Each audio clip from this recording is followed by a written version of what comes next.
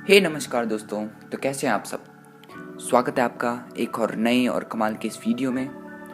तो आज के इस वीडियो में हम बात करेंगे अपनी मातृभाषा के बारे में, मदर टंग के बारे में, हिंदी।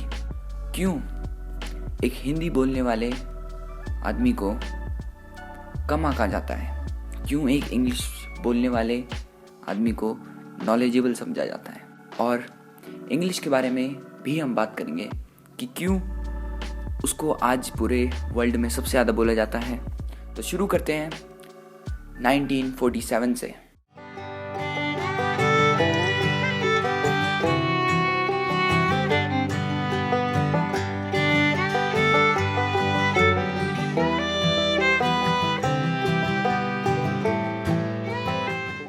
तो जैसा कि आप सब जानते हैं 1947 में हमारा देश आज़ाद हुआ।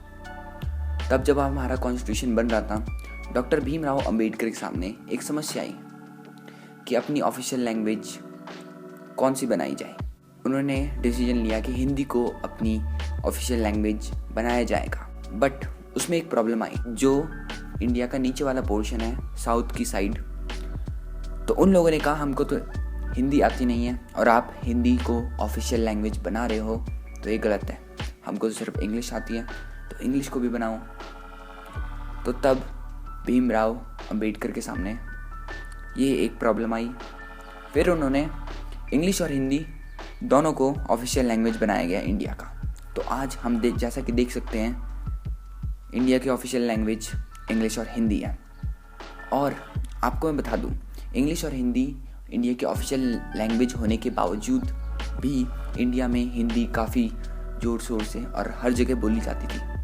तब इंग्लिश आई नहीं थी, सिर्फ साउथ के लोग बोलते थे इंग्लिश, नॉर्थ साइड के तो हिंदी ही बोलते थे। यूपी, पंजाब, हरियाणा, इनकी सारी लोकल लैंग्वेज थी और मेन इनमें हिंदी मानी जाती। लेकिन क्रांति तब हुई जब 1991 में हमारी इकोनॉमी खोल दी गई और 2000 आते आते तक इंग्लिश एक ट्रेंड बन गया।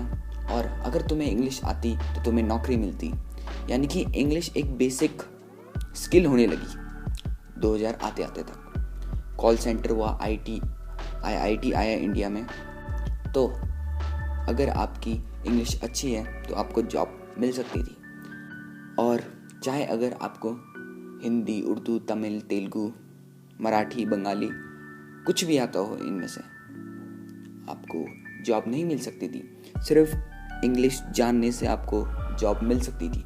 तो इसी परसेप्शन के कारण जो मिडिल क्लास लोग थे, उनके दिमाग में बैठ गया कि इंग्लिश है तो नौकरी है। और इसी परसेप्शन के साथ मिडिल क्लास लोग आगे बढ़े। मैं आपको बता दूं, मिडिल क्लास लोग अपने पैसे की वजह से मिडिल क्लास नहीं होते, अपनी सोच की वजह से मिडिल क्लास होते हैं। ये बहुत बड़ा कारण है जो इस मिडिल क्लास लोगों का। तो ये एक सिलसिला स्टार्ट हो गया और इस चक्कर में हमने अपनी हिंदी को पीछे छोड़ दिया।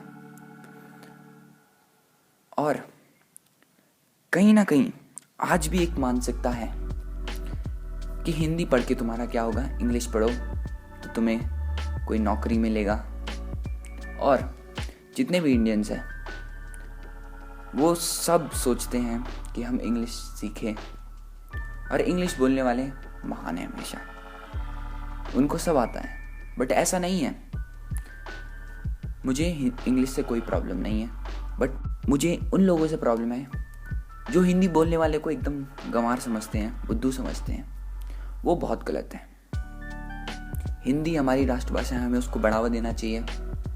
और मार्केट में कहीं ना कहीं ऐसी सोच है कि हिंदी पढ़ के तुम्हारा क्या होगा।